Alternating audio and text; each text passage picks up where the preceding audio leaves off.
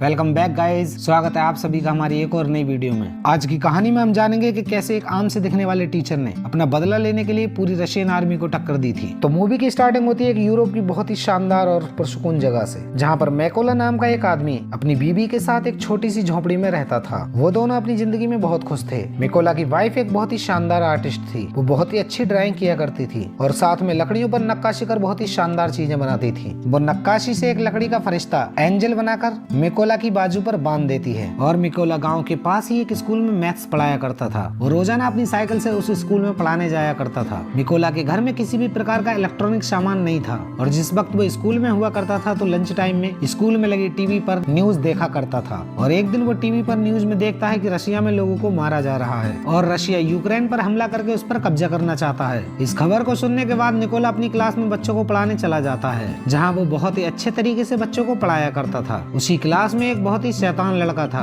जो मैकोला को बिल्कुल भी पसंद नहीं करता था। वो लड़का हर वक्त यही प्लान बनाता रहता था कि मैकोला को कैसे स्कूल से निकलवाया जाए, पर मैकोला उसे कभी कुछ भी नहीं बोलता था। अगले दिन मैकोला जब अपनी साइकिल से स्कूल पढ़ाने जा रहा था, तभी रास्ते में उसे कुछ सोल्जर मिलते हैं। मैकोला उन पर कुछ खास ध्यान नहीं देता और अपने स्कूल चला जाता है। लेकिन जैसे ही वो स्कूल में पहुंचता है तो वहां जाकर वो देखता है कि उस स्कूल में कोई भी नहीं है। और तभी वो उसी टीवी वाले कमरे में जाता है और तभी वो न्यूज पर देखता है कि रशियन आर्मी ने यूक्रेन पर हमला कर दिया है और यूक्रेन पर कब्जा कर लिया है। तब मैकोला को सारा माजरा समझ आ जाता है। वो समझ जाता है कि रास्ते में उसने जो सोल्जर्स देखे थे वो रशियन आर्मी के थे। और इस तरह से पूरी बात समझने के बाद मैकोला अपने घर के लिए बहुत तेजी से निकल पड़ता है, क्योंकि उसकी वाइफ घर पर अकेली थी। वो बहुत तेजी से घर की तरफ जा रहा था, लेकिन उसे बहुत देर हो चुकी थी। जब वो अपने घर पहुंचता है तो देखता है कि रशियन आर्मी के सिपाही उसकी बीवी को बुरी तरह से पीट रहे थे। जब मैकोला अपनी बीवी को बचाने की कोशिश करता है तो वो फौजी उसे भी पीटने लगते हैं। मैकोला उन सोल्जर से रिक्वेस्ट करता है कि उसकी बीवी को इस तरह से मत मारो, क्योंकि उसकी बीवी उस वक्त प्रेग्नेंट थी। लेकिन वो रशियन आर्मी के सोल्जर्स उसकी एक बात भी नहीं सुनते और उसके पूरे घर में आग लगा देते हैं। इस तरह से अपने घर को जलता हुआ देखकर मैकोला की वाइफ बेकाबू हो जाती है। वो एक पत्थर उठाकर उनकी तरफ मारने को दौड़ती है। इससे पहले कि वो पत्थर उस आर्मी पर्सन को मारती, वो उस पर गोली चला देता है, जिस वजह से मैकोला की बीवी वहीं पर ढेर हो जाती है। यानी कि अब मैकोला की वाइफ मर चुकी थी। मैकोला अपनी वाइफ को अपनी गोद में उठाकर बहुत जोर जोर से रोता है और तभी वहाँ पर यूक्रेन आर्मी के 2 सोल्जर आ जाते हैं। वो उसकी पहचान करने के बाद उसकी बीवी की मौत पर बहुत ज्यादा अफसोस करते हैं और उसकी बीवी के लिए कब्र खोदते हैं। कब्र खोद कर वो मैकोला से कहते हैं कि अपनी बीवी को इसमें दफन कर दो। इस तरह से मैकोला अपनी वाइफ को वहीं दफन कर देता है और अपने जलते हुए घर की तरफ देखने लगता है। और अपने घर को देखते हुए वो बदले की आग में जल रहा था। वो किसी भी तरह से रशियन आर्मी से बदला लेना चाहता था। और इसके बाद वो उन दोनों यूक्रेनी फौजियों से बोलता है कि उसे भी अपने साथ आर्मी में शामिल कर लो, और वो कहता है कि मैं भी सेना में भर्ती होना चाहता हूँ। मैकोला की बात सुनकर वो दोनों यूक्रेनी सैनिक उसे अपने साथ अपने आर्मी बेस पर ले जाते हैं। उनके साथ जाने से पहले मैकोला उस लकड़ी के एंजल को अपने पास रख लेता है, जिसे उसकी बीवी ने उसके लिए बनाया था। और ये जब आर्मी बेस पर पहुंचता है तो वहाँ का कमांडर उसे आर्मी में शामिल करने से मना कर देता है। वो कहता है कि हो सकता है कि तुम कोई जासूस हो। तब मैकोला उस कमांडर को बताता है कि रशियन आर्मी ने उसके सामने ही उसके घर को जला दिया और साथ ही उसके बीवी को भी मार दिया। अब उसके पास जीने की कोई वजह नहीं है। वो किसी भी तरह से रशियन आर्मी से अपना बदला लेना चाहता है। इसके साथ ही वो कहता है कि मैं अपने मुल्क यूक्रेन के लिए लड़ूंगा और साथ ही मैं उन लोगों को भी मार दूंगा जिन्होंने मेरी बीवी को मारा है, ताकि ऐसा वो अब किसी और के साथ ना करें। उसकी बात सुनकर कमांडर उसे आर्मी में शामिल करने के लिए तैयार हो जाता है और इस तरह से मैकोला की ट्रेनिंग शुरू हो जाती है। मैकोला को गन्स के बारे में बिल्कुल भी जानकारी नहीं थी और जब मैकोला और उसके साथ आए हुए सारे लोग एक गन को असेंबल करने यानी उसको जोड़ने की ट्रेनिंग ले रहे थे, तो मैकोला सबसे ज्यादा देर में बंदूक को असेंबल करता है, जिसे देखकर कमांडर और बाकी सारे फौजियों को लगता है कि मैकोला कभी भी एक अच्छा फौजी नहीं बन पाएगा। लेकिन मैकोला अपनी पूरी जान ट्रेनिंग में लगा रहा था ताकि वो यूक्रेन का सबसे अच्छा फौजी बन सके। और इसी तरह से एक दिन जब वो ट्रेनिंग कर रहा था, तब वो अपने सीनियर को कहता है कि मुझे मैकोला नाम से ना पुकारा जाए। इस पर उसके सीनियर हंसने लगते हैं। वो कहते हैं कि खुफिया नाम किसी को ऐसे ही नहीं मिल जाता है, उसके लिए बहुत ज्यादा मेहनत करनी पड़ती है। इस तरह से मैकोला की ट्रेनिंग जारी रहती है और वो अपनी पूरी जान लगाकर पूरी मेहनत से ट्रेनिंग कर रहा होता है। और जब सारे सिपाही सो रहे होते थे, तब भी मैकोला अपनी ट्रेनिंग को जारी रखता था। और एक दिन जब सारे सिपाही ऐसे ही ट्रेनिंग कर रहे थे, तब उनका सीनियर उन्हें कहता है कि उनकी आर्मी में स्नाइपर्स यानी कि निशानेबाजों की कमी है और कौन तुम में से स्नाइपर बनना चाहता है। और इन लोगों में से बहुत ही कम लोग अपना हाथ ऊपर करते हैं और मैकोला भी इनमें से एक था जो अपना हाथ ऊपर करता है। और उसे देखकर बाकी के सारे सिपाही उस पर हंसने लगते हैं। इस पर कमांडर मैकोला से कहता है कि तुम्हें तो ठीक ढंग से बंदूक को असेंबल करना भी नहीं आता है, तो तुम कैसे एक स्नाइपर बनोगे। इस पर निकोला कहता है कि मैं एक अच्छा स्नाइपर बन सकता हूँ, आप आप मेरा किसी भी तरह का टेस्ट ले सकते हैं। तो कमांडर उसका टेस्ट लेने के लिए राजी हो जाता है। वो मिकोला को कहता है कि तुम्हें 20 सेकंड में इस बंदूक को असेंबल करना होगा। इस पर मिकोला अपनी आंखों पर पट्टी बांधकर बंदूक को असेंबल करना यानी कि जोड़ना शुरू कर देता है और सिर्फ 18 सेकंड में ही उस बंदूक को असेंबल कर देता है। और उसे देखकर बाकी के सारे सिपाही हैरान हो जाते हैं। जो लोग अभी कुछ देर पहले ही मिकोला पर हंस रहे थे, अब वो उसके लिए तालियां बजा रहे होते हैं। इसके बाद मिकोला की स्नाइपर ट्रेनिंग शुरू हो जाती है। वो अपनी पूरी मेहनत से स्नाइपर की ट्रेनिंग कर रहा था और जल्द ही वो दिन भी आ जाता है जब सारे स्नाइपर्स को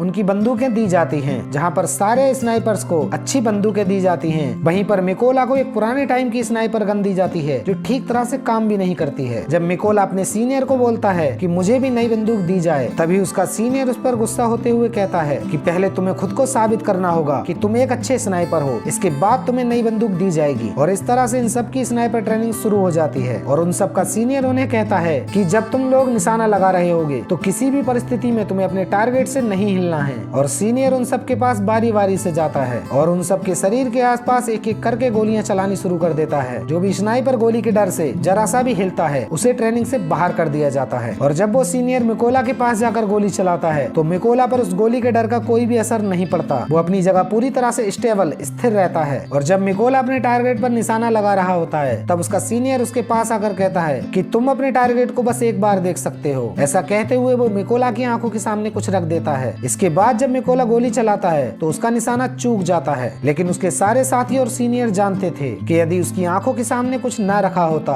और उसे नई बंदूक दी गई होती तो मिकोला का निशाना कभी नहीं चूकता। और उसी रात को उन सबका नाइट सूट टेस्ट होता है जिसमें रात के अंधेरे में उन सबको अपने टारगेट पर निशाना लगाना होता है। यहाँ फ्लेयर गन चलाकर उन सबको उनका टारगेट दिखाया जाता है और जैसे ही वो सारे लोग फ्लेयर गन की रोशनी में अपना टारगेट देखते हैं, सबके सब गोलियां चला देते हैं, पर मिकोला गोली नहीं चलाता है। वो अपने दिमाग में अपने टारगेट को देखकर कैलकुलेशन करता है और इस तरह से वो दूरी का अंदाजा लगा लेता है। इसके बाद मिकोला गोली चलाता है और इस तरह से मिकोला की गोली उसके टारगेट के बिल्कुल बीचों बीच लगती है और इस तरह से निशाना आज तक मिकोला से पहले कोई नहीं लगा पाया था। ये देखकर उसके सारे साथी और सीनियर्स बहुत ज्यादा हैरान हो जाते हैं और इस तरह से उनकी ट्रेनिंग पूरी हो जाती है और उनका रिजल्ट आ जाता है और वो सीनियर मिकोला को सैल्यूट करते हुए उसका रिजल्ट उसके हाथ में देता है और साथ ही वो कहता है कि तुम पास हो चुके हो। इसके बाद कर्नल मिकोला को कहता है कि अपने सारे सामान और जरूरी चीजों को पैक कर लो क्योंकि तुम्हारे एक मिशन पर जाने का समय आ चुका है। मिकोला का मिशन ये था कि पास ही एक चेक पोस्ट पर रशियन आर्मी ने कब्जा किया हुआ था और उस चेक पोस्ट को आजाद कराने की जिम्मेदारी मिकोला को दी गई थी। और इस तरह से मिकोला अपने साथियों के साथ उस जगह पर पहुंच जाता है। उन सबको एक एक टारगेट दिया जाता है। सारे लोग अपनी अपनी पोजीशंस ले लेते हैं और जैसे ही ये लोग उन सिपाहियों को शूट करने वाले थे तभी ये लोग देखते हैं कि एक गाड़ी उसी चेक पोस्ट की तरफ जा रही थी। इस पर उनका कमांडर उनको गोलियां चलाने से मना कर देता है और वो रशियन आर्मी उस गाड़ी को रोक लेती है। उस गाड़ी में एक यूक्रेनी कपल कहीं पर जा रहा था। रशियन आर्मी उनके पासपोर्ट ले लेती है और उस कपल को बहुत बुरी तरह से पीटने लगते हैं। ये देखकर उनका कमांडर सारे स्नाइपर्स को गोलियां चलाने के लिए कहता है और इस तरह से वो रशियन आर्मी को मार गिराते हैं। उनका पहला मिशन कामयाब होता है और ये सारे स्नाइपर्स अपना मिशन पूरा करने के बाद बहुत ज्यादा खुश थे। और इसके बाद वो सारे लोग अपने बेस पर आ जाते हैं और जब मिकोला उस बेस पर अपने साथियों को देखता है तो वहाँ पर उसका कोई भी साथी नहीं होता है। बाद में उसे पता चलता है कि उसके सारे साथी किसी दूसरे मिशन पर गए हैं और उसे ये भी पता चल गया था कि इस मिशन में उसके बहुत सारे साथी मारे जा चुके हैं। उन सबको एक ही रशियन स्नाइपर ने मारा होता है जो रशियन आर्मी का सबसे बेहतरीन स्नाइपर है। और कुछ दिन के बाद इनका दूसरा मिशन शुरू होता है और ये सभी उस जगह पर पहुंच जाते हैं जहां पर रशियन आर्मी कब्जा करने वाली थी। सबसे पहले मिकोला और उसके साथी वहां चारों तरफ बॉम्ब लगा देते हैं और घास में छुपकर रशियन आर्मी का इंतजार करने लगते हैं और कुछ देर बाद ही उधर रशियन आर्मी के सिपाही आने लगते हैं। मिकोला देखता है कि उन रशियन फौजियों के बीच उसका स्टूडेंट भी था और ये वही स्टूडेंट होता है जो मिकोला को स्कूल में बहुत ज्यादा परेशान किया करता था। और ये यूक्रेनी लड़का रशियन आर्मी में शामिल हो गया था और जैसे ही वो रशियन आर्मी के लोग करीब आते हैं उनका कर्नल उन्हें गोली चलाने का ऑर्डर देता है और मिकोला गोली चलाने में थोड़ी देरी करता है क्योंकि वो अपने स्टूडेंट को नहीं मारना चाहता था। लेकिन कुछ पल बाद ही वो अपने सारे जज्बातों को काबू करके उस बॉम्ब वाली जगह को टारगेट करके गोली चला देता है जिसमें रशियन आर्मी के फौजियों के साथ साथ उसका वो स्टूडेंट भी मारा जाता है। इसके बाद जब कर्नल मिकोला के पास आता है तो वो उसे कहता है कि तुमने गोली चलाने में इतनी देर क्यों की। तब मिकोला उसे बताता है कि उन फौजियों में उसका एक स्टूडेंट भी था। इसके जवाब में कर्नल उसे कहता है तुम्हारे स्टूडेंट ने जो गद्दारों में शामिल होने का चुना कि वो तुम्हारे स्टूडेंट की अपनी चॉइस थी जो उसने गद्दारों में शामिल होना चुना। इसमें तुम्हारी कोई भी गलती नहीं थी और तुम्हें इस बात को बिल्कुल भी दिल पर नहीं लेना चाहिए। और इसके बाद बाद वो सारे लोग अपने बेस पर आ जाते हैं। हम देखते हैं कि कर्नल अपना ज्यादा से ज्यादा समय मिकोला के साथ गुजारता है, क्योंकि अब वो उसे पसंद करने लगा है। कर्नल मिकोला को बताते हैं कि मेरी 2 बेटियां हैं और उन्हें इस बात की बिल्कुल भी जानकारी नहीं है कि मैं यूक्रेन आर्मी में एक कर्नल की पोस्ट पर काम करता हूँ। और वो कहता है कि मैं अपनी बेटियों को ये बोलकर आया हूँ कि मैं एक बहुत ही बड़ी बिजनेस कंपनी में काम करता हूँ और मेरी वाइफ ने भी मेरी बेटियों को मेरे बारे में कुछ नहीं बताया है। इसके बाद निकोला भी अपनी बीबी की उस आखिरी निशानी को कर्नल को दिखाता है और काफी ज्यादा इमोशनल हो जाता है। और इसके बाद ये फिर से अपने एक नए मिशन पर निकल पड़ते हैं और यहाँ पर बहुत ही ज्यादा भयंकर लड़ाई होने वाली थी। तो ये सारे स्नाइपर वहाँ पर एक खाई खोदते हैं और उसमें अपनी अपनी पोजीशन ले लेते हैं। और ये सारे लोग यहाँ पर इसलिए आए थे कि इनको पता चल गया था कि यहाँ पर रशियन आर्मी कब्जा करने वाली है और यहाँ पर वो कर्नल भी उनके साथ होता है। और तभी मिकोला अचानक वहाँ पर देखता है कि उन रशियन आर्मी के सिपाहियों के बीच वो सिपाही भी मौजूद है जिसने उसकी वाइफ को गोली मारी थी और वो मिकोला के बिल्कुल निशाने पर होता है। मिकोला अपने जज्बात को काबू में करते हुए मिकोला अपने कर्नल से पूछता है कि क्या मैं इस पर गोली चला सकता हूँ। कर्नल कहता है कि नहीं। इसके बाद मिकोला फिर पूछता है, लेकिन इस बार भी कर्नल मना कर देता है क्योंकि मिकोला अपने जज्बातों पर काबू नहीं कर पा रहा था। वो यहाँ पर इसीलिए ही आया था कि वो अपनी बीवी के उस कातिल को मारना चाहता था और इस तरह से वो खुद पर काबू नहीं रख पाता और गोली चला देता है और इस तरह से ये उस फौजी को मार गिराता है। लेकिन बिना प्लानिंग के गोली चलाने से रशियन आर्मी को इनकी पोजीशन का पता चल जाता है। इस बात के लिए कर्नल उस पर गुस्सा करता है, लेकिन तभी अचानक से एक गोली आकर कर्नल को लगती है और वो वहीं पर मर जाता है और रशियन आर्मी इन पर बॉम्ब की बारिश करने लगती है। किसी तरह से बचते बचाते हुए मिकोला अपने कर्नल की बॉडी को लेकर बेस पर आ गया था। इस बात से मिकोला बहुत ज्यादा दुखी होता है क्योंकि उसकी एक गलती की वजह से उसका कर्नल मारा गया था और इसी के साथ ही मिकोला कसम खाता है कि वो उस स्नाइपर को कैसे भी करके ढूंढकर मार देगा और अपने कर्नल की मौत का बदला जरूर लेगा। और इसलिए अकेला ही वो उस मिशन के लिए निकल जाता है और साथ ही उसे उस स्नाइपर के बारे में जानकारी मिल गई थी कि वो स्नाइपर इस वक्त कहाँ है जिसने कर्नल को मारा था।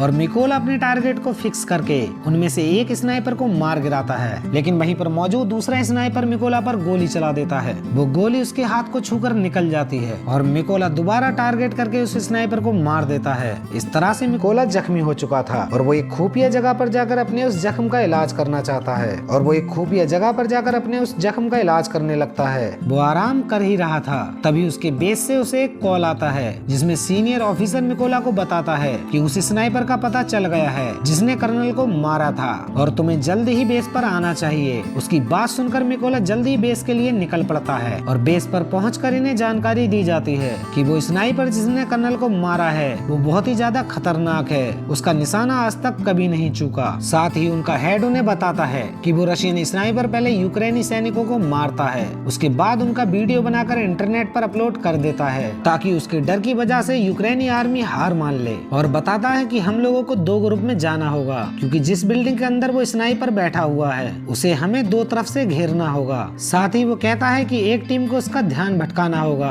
और जब वो टीम उसका ध्यान भटकाने में कामयाब हो जाएगी तब दूसरी टीम में मौजूद मिकोला उसे मार देगा। और सब लोग ऐसा ही करते हैं। उस जगह पर जाकर सारे के सारे लोग अपनी अपनी पोजीशंस ले लेते हैं और प्लान के मुताबिक जैसा कि प्लान में तय हुआ था वो लोग रशियन आर्मी का ध्यान भटकाने में कामयाब हो जाता है। दूसरी तरफ से मिकोला उस घर के अंदर घुस जाता है और वहां जाकर सारे के सारे स्नाइपर को मार देता है। आगे बढ़ने के लिए मिकोला अपने साथियों से कहता है कि उसका रास्ता साफ कर दो ताकि वो उस खतरनाक स्नाइपर तक पहुंच सके। मिकोला की बात सुनकर उसके सारे साथी उन रशियन आर्मी पर गोली चला देते हैं और उसका रास्ता साफ कर देते हैं। इस तरह से वो खतरनाक रशियन स्नाइपर जो कि मिकोला को मारने आया था वो देखता है कि उसका कोई भी साथी उसकी बात का जवाब नहीं दे रहा और ये चेक करने के लिए वो अपनी पोजीशन छोड़कर उस बिल्डिंग की छत पर जाता है जहाँ जाकर वो देखता है कि उसका साथी रशियन स्नाइपर मारा जा चुका है। ये देखकर वो वापस अपनी पोजीशन पर आ जाता है और वहाँ आकर वो देखता है कि उसके सामने मिकोला की बीवी का बनाया हुआ वो एंजल रखा है। इससे पहले कि वो स्नाइपर कुछ समझ पाता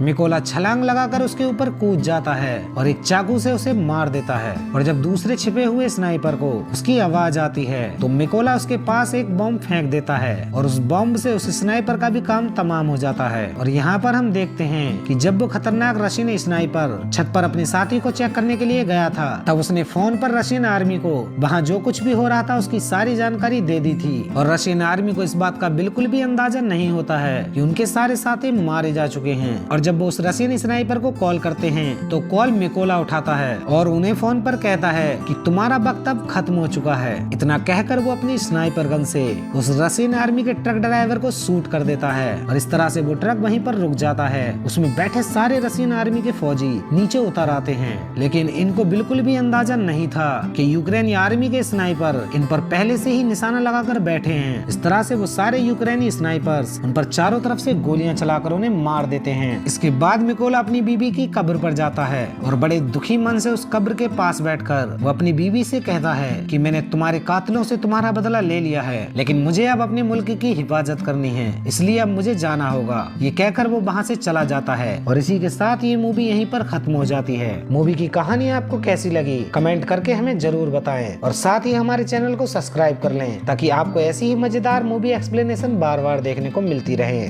थैंक यू।